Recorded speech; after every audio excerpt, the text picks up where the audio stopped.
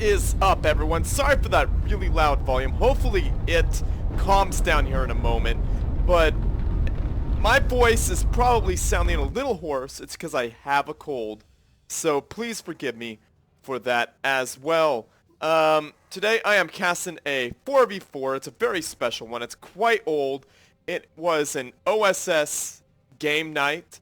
We have a special guest on the OSS team. I will announce who he is in just a moment. But you saw a bunch of research fly up. Hopefully you saw that. But I am casting this because during this time, I don't have all the replays for the SSO open because it's taken a little while, and I need to get this video in particular out there for all of you because I am going to be away next week, and I need videos just there for you all to enjoy. But anyhow, without further ado, on to the 4v4. The map is Seton's Clutch. It's a very famous one on Forged Alliance, but it is also very fun on Supreme Commander 2. So let's introduce the players. We got Mr.StealUrGurl. That is me spawning in as my customary teal Aeon. Starting off with a couple of land factories. Very cool. And my buddy, Knight. There he is, spawning in as the YellowCybran, dropping down 3 research stations. He is really into research this match. And our air player, Cobra. He is the red UEF, starting off with a triple air factory. He really wants that air game. And it's customary for the player right here to be air. I'll explain that later.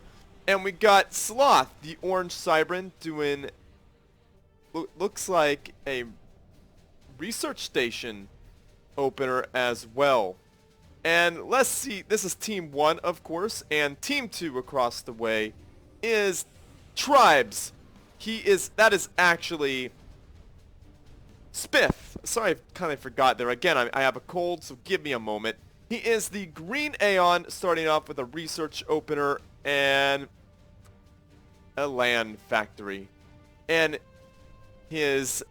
our special guest, one of his sea players, this is one of the naval players side. We got the blue UEF spawning in, the one, the only Polar Bears. I believe he is going Navy all day long. That is awesome. And their air player, Shadow, he is also known as Kitty Litter, starting off with a research station and an air factory. I don't know how that's going to work out against triple air, but we'll see. And another one of our buddies spawning in as a purple UEF. It is crazy nuts, doing a sea factory and 2 research stations. That is insane right there. So let me explain to you how the players spawn in and what their roles are. The point man almost always has to be Aeon going down the center within Supreme Commander 2. Supreme Commander 2, of course, because right here you could use your floating units to go around and harass. And right over here, the left and right players on both sides are often naval. They should always be naval, actually. Unless you're Aeon, then you're going to go straight air, or you're going to support, straight land, or you're going to support your air player. And your air player is always the guy in back right here. So he has to go air, otherwise you probably are going to lose. So, Cybran Navy here, as you can see, they are really slow to get units out. Let's pop up the speed just a little bit faster because not a lot is going on. And Knight is waiting forever to get that sea factory down there. He's probably going to get some walking boats that will be interesting. And a Tiger Shark going to scout out what's going on. Crazy Nuts is a little slow on the production of his Tiger Sharks. And Shadow already has antimatter chrome on his air units. That's going to make them quite formidable against those wasps who are not all that shielded. So, as you can see, Mr.StealUrGurl tries to push up against Spiff, and he has to back off because of the ACU. Spiff is doing a really great job at defending right here. Spiff has one more factory than Mr.StealUrGurl, but they both have one research station, so the middle is a very nasty place to fight. And as you can see here, Polar Bear has that sub-spam on the lock. And Sloth is not going to really have much of a chance here. This is the problem I was talking about with Navy, that UEF just has the largest advantage against Cybran. And Mr.StealUrGurl with the Chrome Shields trying to do something against these mass extractors, but Spiff is too smart and gets in there, and Polar Bear helps finish him off. That was quite an awesome play there. Tribes has Hunker on his ACU because he's probably expecting a telesnipe, but for some reason I don't see why Tribes doesn't have he does not have anything. Oh, he's going for probably overcharge on his commander, but right now his units are just going to get utterly annihilated because they don't have Chrome Shield. And a little naval fractor there. You could see the power of UEF subs just popping up and taking out those Salems and harassing a bunch of things. UEF subs are just so strong. And again, crazy nuts here with UEF units just being annoying, but gets a little too close to Mr.StealUrGurl's land units. And as you know, Aeon could just float over water and do whatever the heck they want. And a point defense, I don't really understand why I put a point defense there, but I did. So it appears that both land players are evenly matched. And as you can see, Polar Bear is just going in for the kill. See, he surfaces his subs and they just wreck everything. And Sloth needs to get the heck out of there. And as you can see, what's his name? Sorry, again I have a cold, so I am a little slow. Knight of Misfortune going in there and just blapping away at buildings. He could do whatever the heck he wants, and there is Polar Bear harassing mass extractors, doing exactly what he should do. So mass extractors are being just screwed up there. So that really, really, really hurts our economy because there's nothing I could do to stop that. And Shachas, that's too little too late. Unfortunately, Spiff here is going to have to do a suicide bomb, move his commander in there, and take out as many units to slow us down as possible. And boom! Down goes Spiff. Spiff fought very valiantly against a 3v1. Unfortunately, he got 3v1, but that was the only thing we could really do considering the sea has been lost on both sides, which is usually a death sentence. And again, Polar Bear doing a great move and knocking out Mr.StealUrGurl's eco. And battleships coming out here for Polar Bear doing the right thing. And Sloth and Knight with his battleships just walking on ground, wrecking Shadow, which is super unfortunate for him. Not crazy nuts. Cobra did a really great job in air, shutting down Shadow. So without an air player, you're kind of up a creek without a paddle. What not crazy nuts, God goodness. Cobra should be transitioning to bombers or getting out of AC-1K or gunships at this point. And Knight of Misfortune doing the smart thing and just wrecking eco of his opponent. Now, this is going to really slow down Polar Bear because Polar Bear has Navy. Navy's very mass expensive. And as you can see, Mr.StealUrGurl's doing his best to defend against Navy, where Navy is almost 100% completely lost. The movement speed on naval units is just so much compared to the tanks. As you can see, the the Navy units could easily kite. But, of course, teleport is easily, the Aeon is easily able to, can catch up quite easily against the naval units. Now you can see that battleship is just getting whittled away by a few tanks, but it escapes because distance is the Navy's best friend. As you can see, those units did not last long at all. And a bunch of gunships coming in for our Cobra. Cobra's doing the right thing and throwing gunships in the mix. And again, Knight of Misfortune is wrecking all that central mass. He's doing so much damage to Polar Bear's eco as he is not microing his units and they're getting shot in the face by battleships. He's doing the right thing by pushing them against Kitty Litter's units. And Crazy Nuts has the sea all to himself. He should be moving up here and destroying all of Mr.StealUrGurl's structures or going for Knight of Misfortune structures, but unfortunately he just isn't doing that right now.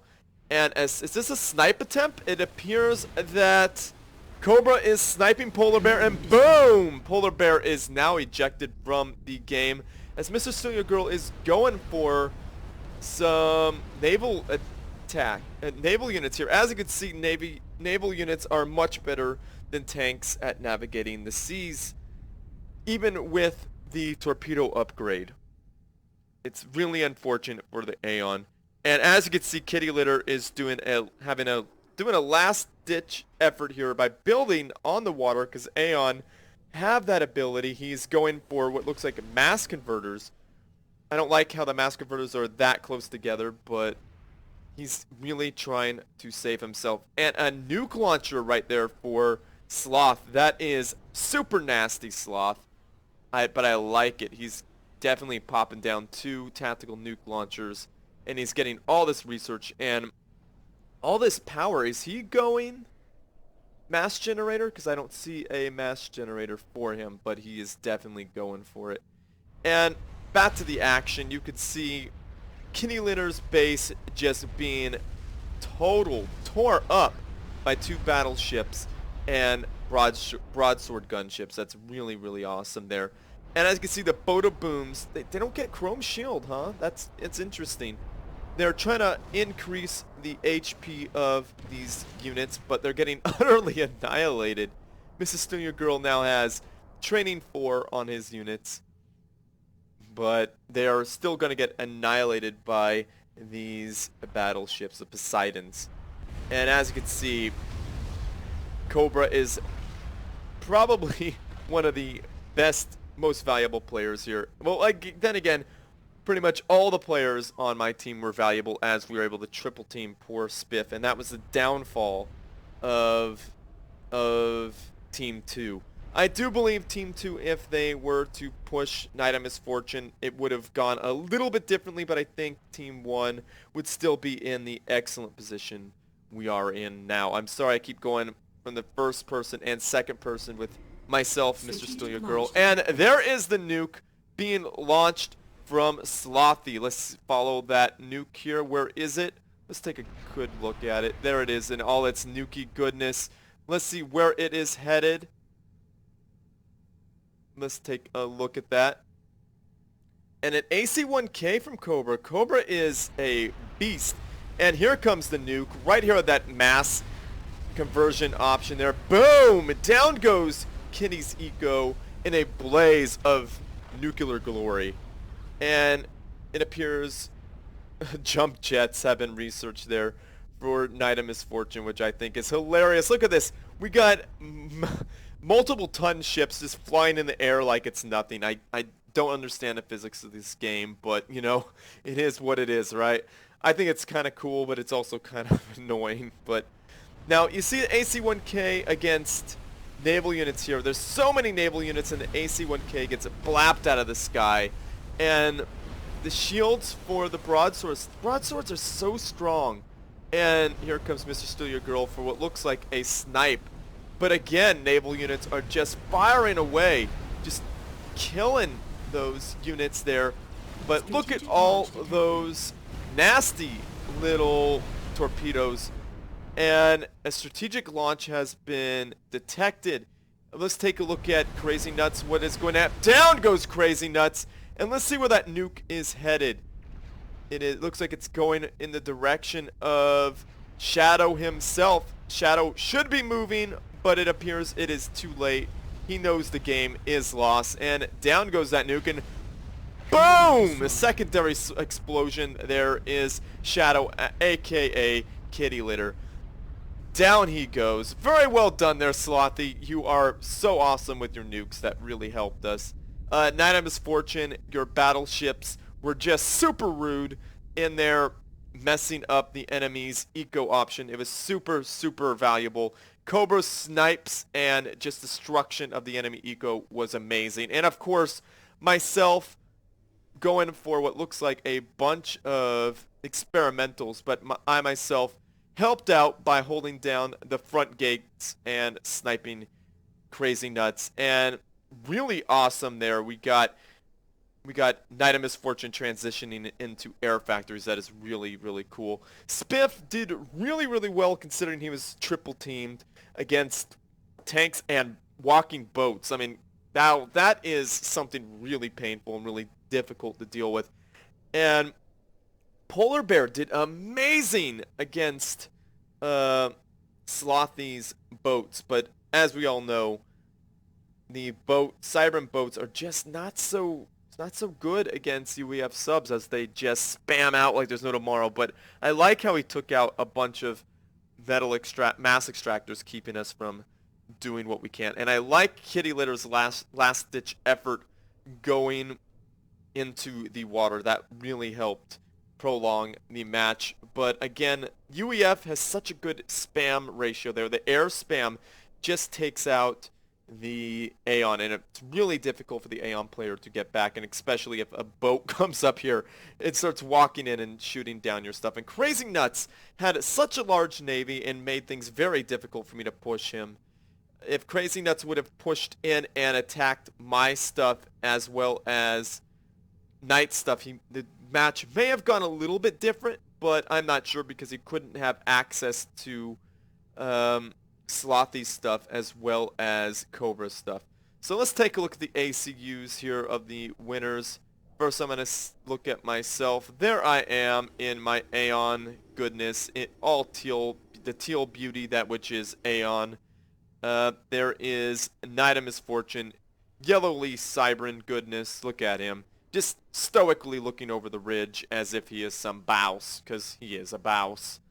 And Cobra, looking out into the water, reflecting upon his snipes and victories. The red UEF, I like that. Very cool. And the winner of the Cold War here, we got Sloth with his nuclear invasion of the enemy teams with his orange Cybran commander. ACU, of course. But anyhow, that is it, everyone. Thank you so much for watching my very first, I believe this is my first 4v4. I could be wrong. I have a cold. My voice may sound good, but I swear to you this morning it was so please forgive any hoarseness or any cracks that may have happened. But anyhow, thanks for watching. If you're in the SSO Open, please play your match. Send your replays to StealSpeaks@gmail.com. And heck, if you're not in the StealSpeaks Open, send your replays to StealSpeaks@gmail.com anyway. And as always, like this video, hit that subscribe button because it really, really helps me out. And I'm trying to help out the community, so help me help you. And as always, everyone, GG.